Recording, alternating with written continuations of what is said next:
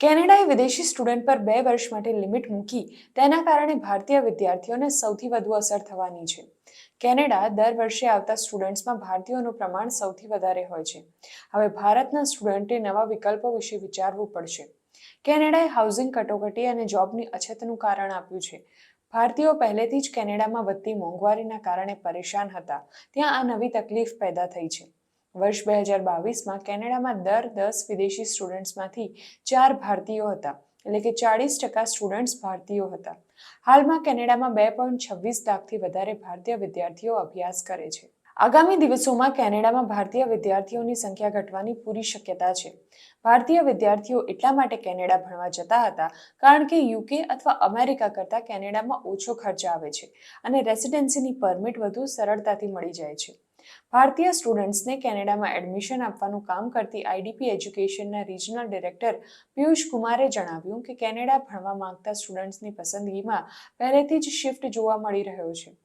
Living cost અને housing ખર્ચ વધવાના કારણે ઘણા વિદ્યાર્થીઓ બીજા વિકલ્પોનો વિચાર કરી રહ્યા છે.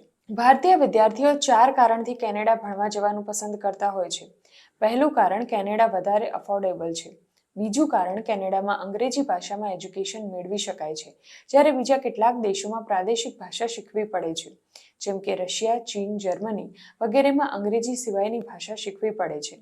કેનેડામાં ભણતર મેળવ્યા પછી ત્યાંનું નાગરિકત્વ મળવાની શક્યતા વધી જાય છે. આ ઉપરાંત ઘણા લોકોના પરિવારો પણ કેનેડામાં છે.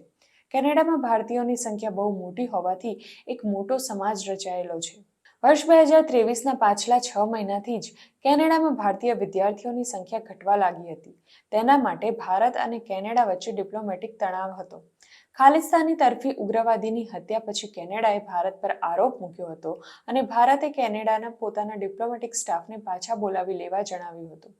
2024માં એવો અંદાજ લગાવવામાં આવે છે કે ભારતીય વિદ્યાર્થીઓ યુકે, કેનેડા, અમેરિકા અને ઓસ્ટ્રેલિયાના બદલે આયર્લેન્ડ, સાઉથ કોરિયા અને તાઇવાન જેવા દેશોમાં જઈ શકે છે.